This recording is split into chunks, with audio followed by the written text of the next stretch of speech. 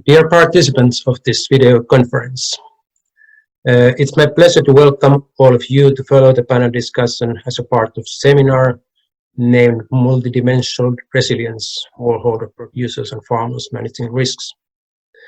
This discussion is focusing on forestry and has a title COVID-19 Affecting Forest Producers and Forest Value Chains in Africa, Asia and Europe.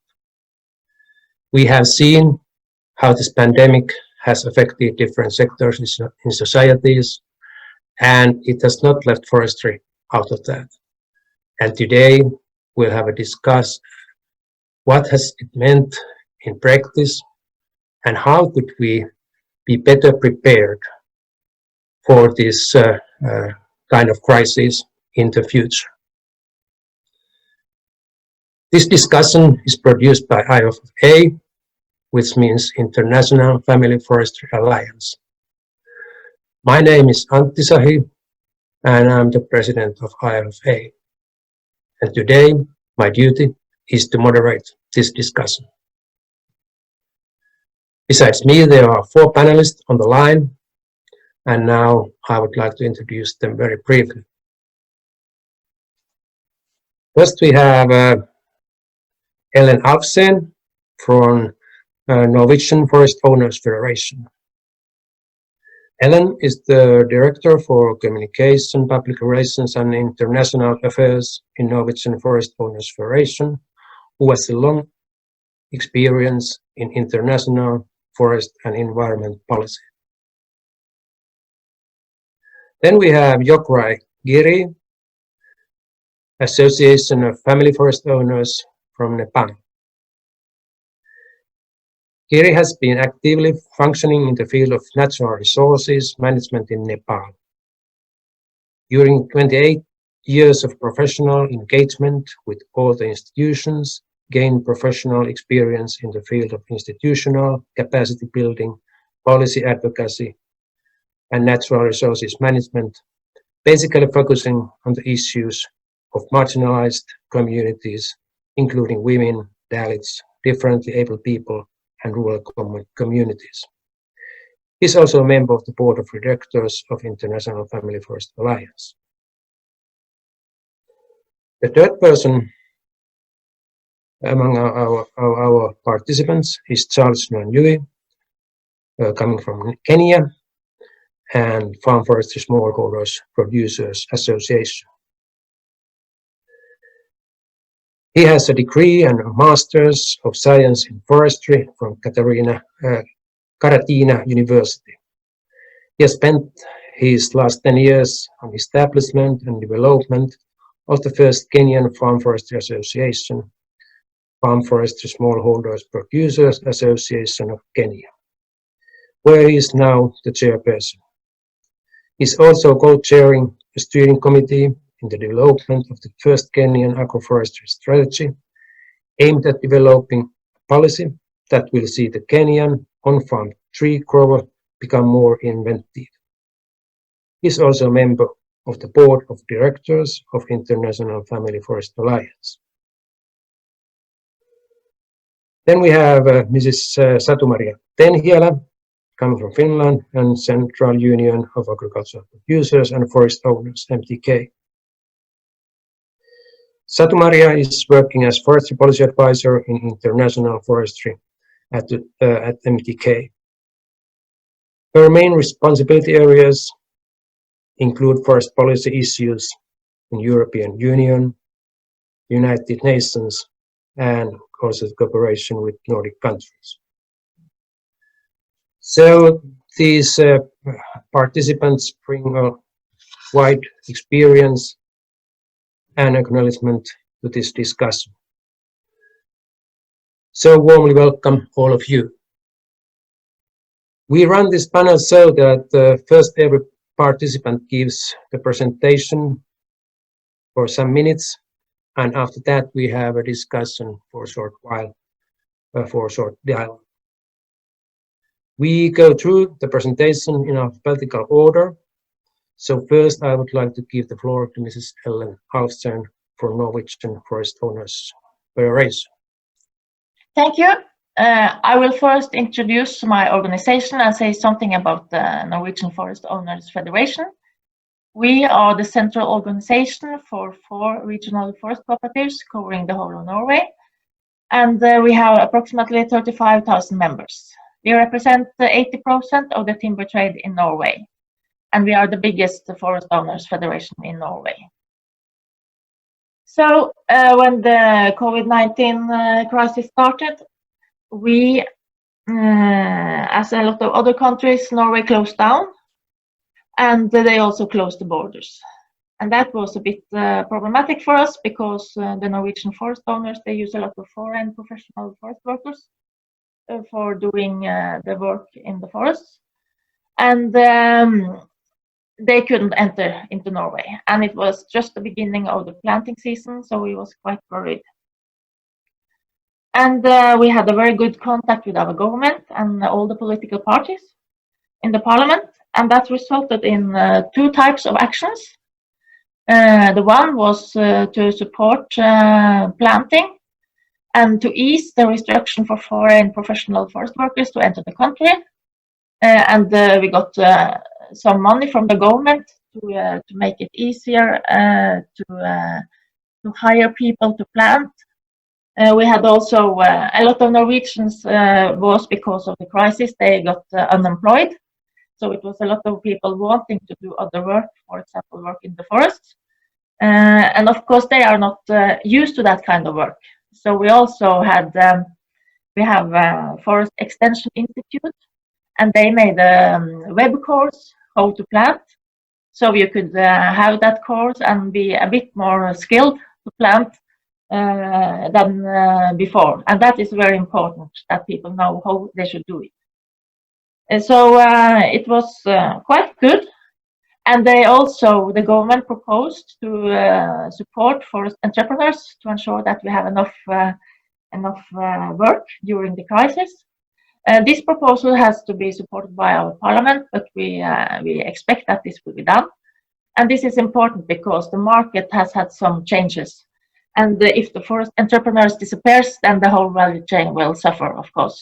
As you all know, we are a very integrated value chain. So if one actor has a problem, it means problems for all of the actors in a way.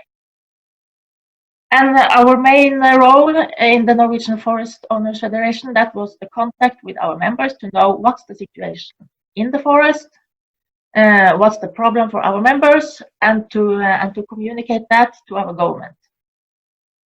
And we have had a very good contact both with government and the other political parties. So they got up-to-date information about the situation, and that made them also that they could do the right things to help us during the crisis. We are, of course, also wondering about what will happen in the future. We don't really know how the market will develop, but it seems that the new building market is a bit touchy, and that we may have some problems with new buildings. So we have encouraged government and local authorities to start restoration and make work in existing buildings. Restoring existing buildings to keep up the demand for wood. And we hope, if it's needed, we hope that they will do that too. But of course, we have to see how the market will develop. And have these measures been enough? That's, of course, we would always wanted more, but I think they have made the most important things, and they have been working very well together with our federation and the whole value chain, because the whole value chain has engaged in this situation, and we have done a good work all together, and that has been important. So I think we are not that bad situated in Norway.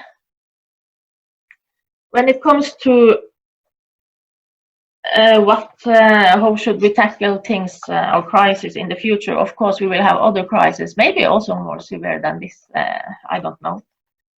I think we have been, in Norway, we have been quite okay prepared for smaller and medium crises. But for really big crises, we are not that good prepared. And we have tried to work together with the right authorities. But of course, when it's good times, it's difficult to prepare for bad times. So it hasn't been so easy to really make these important plans for how to tackle the crisis. For example, in Sweden, they have very, very big problems with bark beetles. We don't have that in Norway for the moment, but what will happen if we get that? How do we handle the damaged timber? Where do we place it? What is the economic consequences of this? All these things we should have been thinking, reflecting about that, and make good plans. So we have a lot of work to do also in the future. I think a very, very important lesson from this situation is that it's very important to have an organization representing the forest owners, and that the government know whom to take, whom to contact, because we can get information from our members. We know what the situation are in the forests, and we shall give them that information to the government. If we hadn't been there, they would have much more difficulties to get the right information and know what to do. So I think the role of our Forest Owner Federation in Norway has been very important. And I think that's an important lesson to learn. So I will stop there, and thank you. Thank you, Ellen. Now we go to Nepal, and I would like to turn to Yokrai. So, floor is yours for Yok. Okay, first I'm Jograj Giri, Association of Forest Owners Nepal, chairperson, and we have 75 districts across in Nepal, and 60 districts are district chapter in here in Nepal, and 10,000 family forest owners are members in Nepal. Yeah, first of all, we have our presentation in here. Presentation in on this here. First in the Japan inception and journey, COVID-19 and associated challenges, alliances, and collaboration upon future focus. Yeah, so another in the Japan inception and journey, 2010 we are start, and 2014 we are continuous discussion, consultation, personality visits, recognition of family forest farmers and legal orders by the government. We are collected our issues and build on the advocacy plan, and then 2014-2015 we are formally organized formal institution, and then let Peter Dimas attend the first assembly in here, and he is the giving us most important direction and suggestion for us, and we are 2015 members of International Forestry Alliance, and then the 2000 onward we are continuous to institutional capacity building, and then partnership, great change, extension of organization chapter, and extension of membership in like this. And another in the organizational structure of F1 is the bottom-up approach. We are built on village development committee and district and province and central and general assembly. We are complete this year. We are complete the general assembly. In 4 years we have tenure. So every 4 years we are elected in the family forest farmers. Okay, this is another in the working area of F1 in the first priority of the forest management and enterprise development, and another in the handovering the memorandum of policy maker. This is like in this is House Speaker, Parliament, House of Parliament in Nepal, and is the Ministry of Forest. We are discussing in family forest related issues and how can solve with sitting together. Yeah, and another in glimpse of F1 activities, some of interaction program on proper forest governance issues and challenges in the country, and we are here in basically impact of the COVID-19 on family forests, and a halt on the consultation process with the government bodies to lift the ban on the harvesting of Surya Robusta this year. So we are continuous to the three tiers government, local government, provincial government, federal governments. We are hotly discussed, and they are released on a ban. But now the COVID-19 in the pandemic is a stop of open the Surya Robusta. And another on the unavailability of the qualitative robust plant seedling for farmers due to the market closure. When the now 70 days in the lockdown in Nepal, so many family forest farmers and many people cannot go each other, meet on each other, and cannot go to the market to selling to the seedling, and also buying the seedling and selling the wood. So they are stopped. And another in the food shortage likely to occur as the family forest is linked with the agriculture for almost all the family forest farmers in Nepal. There are now the when the pandemic COVID-19 pandemic is the massive affected of the peoples. Now 2,000 peoples are affected in Nepal, and day by day it will increase to multiple in days. So there are many crises of Nepal, and lack of the insurance for the family forest owners for the COVID-19 crisis and the natural disaster. Now the Nepal is the coming monsoon is coming, so that this is the flooding and hill sliding. The almost family forest are the destroyed. So we are strongly demand the insurance for the government. So this is crisis, and family forests were pushed back on the priority level for a government relief package. Yeah, so some of government announce of some package, some small farmers, family forest farmers, and they are the soft loan, give the soft loan and priority of the forest based enterprise as someone. This is the announcement. Yeah, yes, government is a response on the topics. In the recent announcement, the government has informed all the citizens that the small enterprise, including the family forest owners, would receive the soft loan. Furthermore, the local government in different parts of the country have decided to provide the resources needed by the model family forest owners as soon as the lockdown gets lifted. For example, the local governments are basically to some of the most important action in the COVID-19 pandemic. This time, the local government to the when the family forest farmers grow the agroforest and plantation, and they are the some of the 50% discount of the buying the seedling process. This is the most important of this period. And last slide, my here, way forward. How can we do on a way forward? We are learning about the problems faced by family forest owners in the COVID-19 crisis. One part, and another pressurizing the government to create the compatible working environment for the financial institution in family forest sector. And another in the entrepreneurship development, strengthening capacity building of institution, widely networking and alliance to provide the financial support to family forest owners.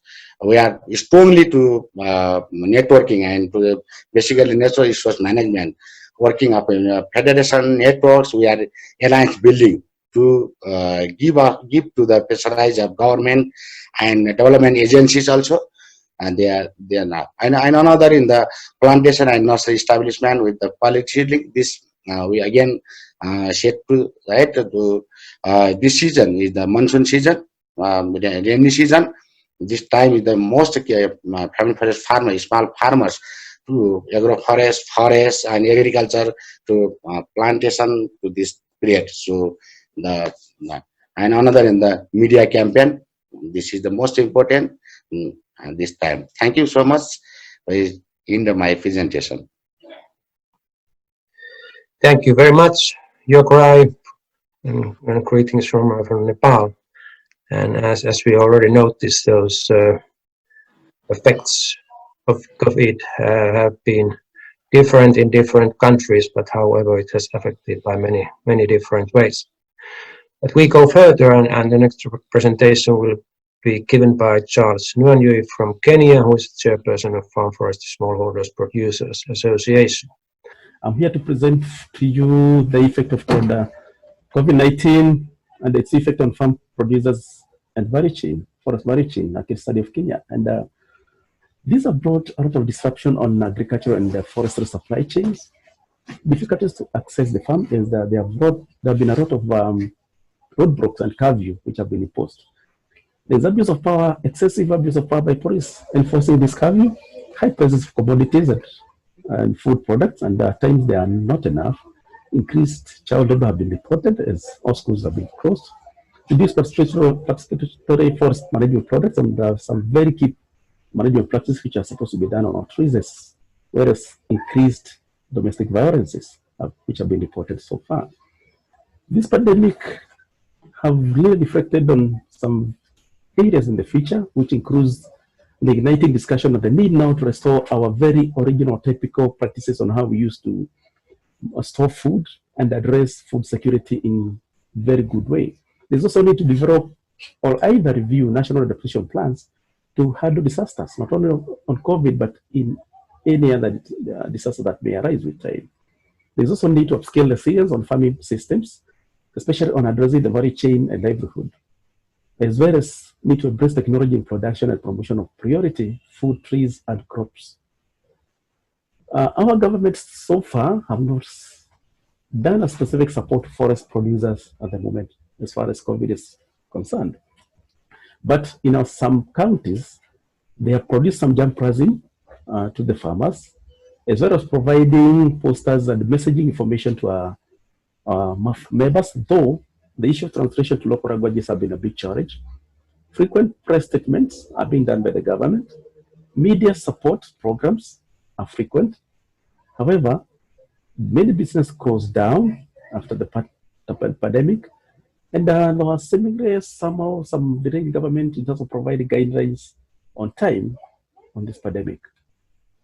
However, our farm forest organizations are doing a great job in terms of creating awareness on the pandemic, and they're developing a COVID-19 management strategy in terms of having a long-term management of this menace, providing hygiene services like face masks, sanitizers, and water collection centers, supporting quick win programs like kitchen garden, and also food provision to some members, market linkages on our fruits and wood products, as well as giving an alternative ways of working, e.g. cashless transactions and online platform for marketing of our products. My message to the government on this matter is for them to develop a national adaptation and mitigation strategy to address the crisis, scale provision of the disaster management kit on time, which includes food and medical aid, need to join synergies with other global players in terms of fighting for any kind of disaster that may arise from time to time. The combination of role of forest in resilience of landscapes, livelihood and food systems in managing shocks and risks will be very important. And lastly, but not the least, is the application of technologies and innovations in terms of coping up with upcoming and rising demands, e.g. the issue of insect attack. Of course, without compromising other needs in society like environmental, social and economic demands. Thank you very much.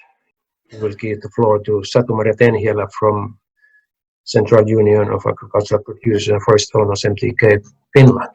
So, Satu-Marja. So, when the COVID-19 hit Finland, this was what happened. The forest became important, and there were even rush hours in our national parks.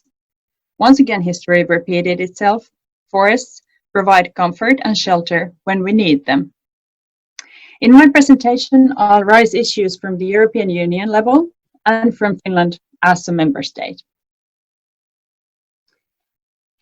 COVID-19 has slowed down forest management activities across Europe. In most member states of the Union, such activities have not been subject to direct restrictions. However, they are impacted by various national measures. For the forest sector, the limited movement that applies for people, goods, and machinery needed in the forest work has struck the hardest. For forest management activities are considered as basic during the lockdown in some member states and are authorized with some security and sanitary measures in place. COVID-19 came to Finland just after the low market situation and forest industrial strikes, which decreased the pulp, paper, and lumber production at the beginning of the year. Wood procurement has been at low level according to wood purchasing and harvesting volumes. However, harvesting is estimated to be better in the summer. COVID-19 has continued the low market situation at the forest sector, but the consequences will remain to be seen in the future. Until today, there has not been very large negative effects on forest producers and family forestry in Finland. Wood demand has been normal and prices quite stable. What comes to seasonal workers, as Ellen already mentioned in her presentation, there are about 150 million tree plants waiting for planting in the forest, which will need lots and lots of seasonal workers. The forest sector's export is important also for forest owners, so we have to follow the market situation globally, also here in Finland. In most member states of the Union, there has no forest sector specific support. Enterprises can benefit from different national measures, ranging from public-backed loans, temporary unemployment, delayed tax payments, to different compensations and subsidies. In Finland, there has not been a need for government support since individuals forest owners have not suffered, at least not so far. The forest owners' organization's role has been emphasized. At the European level, for example, the Confederation of European Forest Owners and Copa-Cogeca have collected information of forest owners' situation around Europe, and it remains to be seen in fall what political measures must be taken in order to make the situation of forest owners better if it's required. In Finland, my employer, MTK, has analyzed the crisis and its market impacts, have discussions with members, and negotiated with national authorities. The most important matters in discussions have been how we get seasonal workers and the negotiations on support schemes. Like in all crises, the role of organizations become more important. Its role is something to be leaned on difficulties. The EU must see that the European forest as solution and the European wood as a material to support the revival of the European economy. Forests are multifunctional, providing benefits to economic and welfare, but also to environmental questions. Unfortunately, this multifunctionality aspect is very often forgotten in the Union's discussions. In forests, the risk of large insect damages, as discussed previously, is increasing around Europe and also in Finland. Sustainable forest management is a good risk management tool for this. The crisis has taught us that pandemics can occur and we must be prepared. A stable political situation in forestry would help in those preparations in the future. So, now we have a couple of minutes of time of comments or discussions or questions to each other. So the floor is open if somebody has a comment to each other's presentations. I would, Mr. Chair, I would like to ask a question from Norway, because I know the bark beetle problem is very huge in European level, but it's also coming to Finland. So how come you are in a so safety country that you don't have any bark beetles? Yes, we have, of course, some bark beetles, but we don't have this kind of big problems as other European countries. But we may have it in the future. And as they say in Sweden, the bark beetle, they are getting more and more north. So we don't know. Maybe we will have a big problem next year. But for the moment, it's not a big problem for us. Because like it's a crisis, we're talking about crisis here, so it's kind of a crisis as well, a big crisis in the forestry sector. So. Oh yes, it's very serious in a lot of other countries in Europe. So we should certainly be prepared for that. Absolutely. Yeah, that's one example of those many different kind of crises. I have a question which I would like to put to Giri. So, how do you think, is the government recognized the role of farm forestry in Nepal enough, or is there something to do in the future? Yeah, sorry, 1 minute.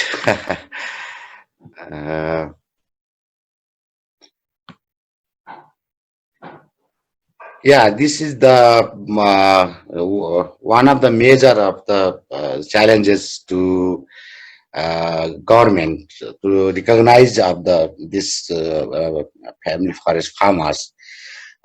This now 7 days ago, the Parliament to presentation budget on in the sectors, maybe 37% budget in allocation of agriculture sector.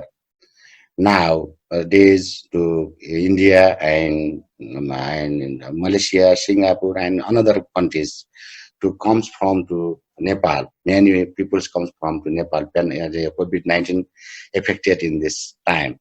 Maybe 1.3 million people comes to Nepal. So many people's involved in the agriculture sector. Basically, Nepal's economy is the agriculture and forest sector. So the more of government are more focused on this period, the focus on the agriculture based activities and allocation of budget. Thank you for this comment, and I think that this just shows that how different those situations and problems can be, and these are just questions which can't be solved by forest policy measures.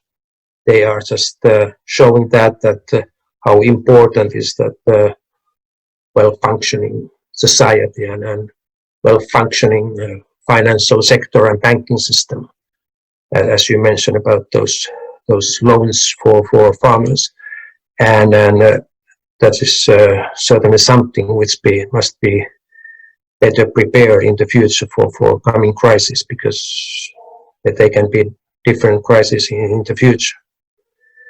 So our time is limited, and we have to close this session, and it's if I would like to summarize somehow these presentations and these comments. So I would like to say that even though in this common discussion about COVID-19 and its effects on the society, the farm forestry, food production, and these rural activities, they are maybe not on the top of the list of discussion. This shows that how important they are for many of those people who are working in these rural areas with agriculture and with forestry. And as we think the role of forest owners organizations, I would like to say so that without them, the governments may not get that right information of the current situation. And that's why they have a very important role in giving that information. How does this crisis affected to them, and what are those needs from the governments that are needed just getting to better situation. And of course, it's also something that the key question is what we have learned about this crisis, which could be then give a better preparation for the upcoming crisis. Certainly, we will meet in the future. So thank you very much for all participants, and we close this panel discussion with these comments. Thank you very much.